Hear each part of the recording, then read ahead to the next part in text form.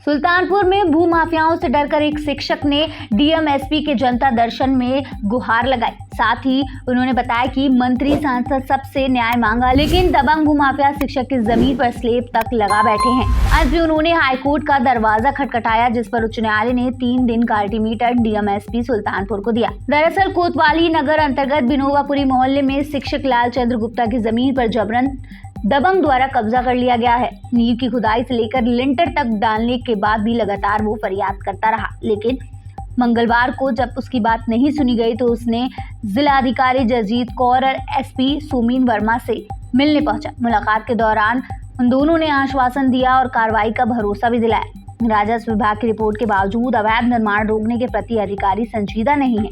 ऐसे में भू माफियाओं के हौसले बुलंद हैं और लगातार पीड़ित की जमीन पर अवैध निर्माण किया जा रहा है। लालचंद बताते हैं कि मेरी जमीन पर कब्जा हो रहा था। इस संदर्भ में मैं जिलाधिकारी, पुलिस अधीक्षक आदि सभी से मिला। कोई अधिकारी ने हमारी मदद नहीं की, हमारे पक्ष में कोई कार्रवाई नहीं की। थक हार कर मैंने हाईकोर्ट की शरण ली। तब हाईकोर्ट के न्यायाधीश ने प्रकरण को संज्ञान में लेते हुए 3 दिन के भीतर प्रकरणों के निस्तारण का आदेश दिया था। राजस्व विभाग की रिपोर्ट में मेरी जमीन पर माफियाओं की तरफ से अवैध कब्जा पाया गया था। डीएमएसपी की तरफ से सुनवाई नहीं किए जाने से हर तरफ से मुझे निराशा हाथ लगी। यही नहीं, मैं डिप्टी सीएम केशव प्रसाद मौर्य और जिले के प्रभारी मंत्री आशीष पटेल सभी से मिलकर अपनी समस्या सुना चुका हूं, लेकिन कोई समाधान नहीं हो रहा।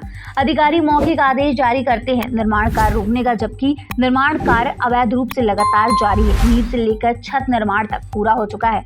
हमें लग रहा है कि जैसे अधिकारी भूमाफिया से डरते हैं, सारे साक्ष्य हमारे पक्ष में होने के बावजूद कोई कार्रवाई नहीं की जा रही। जमीन पे यहाँ पे कब्जा हो रहा था। इसके लिए मैं जब हमको सूचना मिली, उसकी नींव पड़ी थी, तब से लगातार डीएम साहब, एसपी साहब, माननीय मुख्यमंत्री महोदय को भी पत्र दे रहे हैं। यहाँ पे उप जिलाधिकारी महोदय से मिले और कोतवाल से मिले, लेकिन कोई कार्रवाई नहीं हुई। थक हार करके मुझे जो है माननीय हाई कोर्ट की शरण में जाना पड़ा। माननीय हाई कोर्ट ने भी आदेश किया कि 3 दिन के अंदर हमारा मामला निस्तारित किया जाए।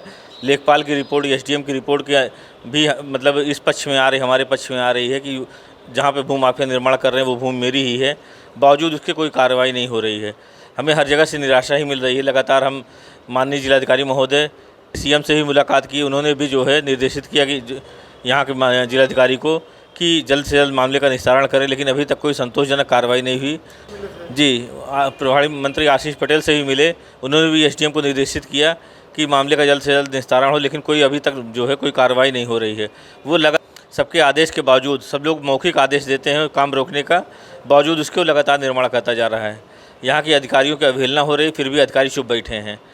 लगातार अभी कल उसने छत भी डाल लिया, नींव से लेकर छत तक पहुँच गया, लेकिन अब उसको, लेकिन ये है कि कोई कार्रवाई नहीं हो रही है। हम इस पर ज़्यादा फोकस करना चाह रहे हैं कि कोई भी अधिकारी को मतलब जो है इस मामले को, जो अब क्या वजह है, वो भूमाफिया से डरते हैं या भूमाफिया मतलब जो है कोई कैसा दबाव है, जबकि उसके सारा एविडेंस हमारे फेवर में होते हुए कोई कार्रवाई नहीं हो रही उसके।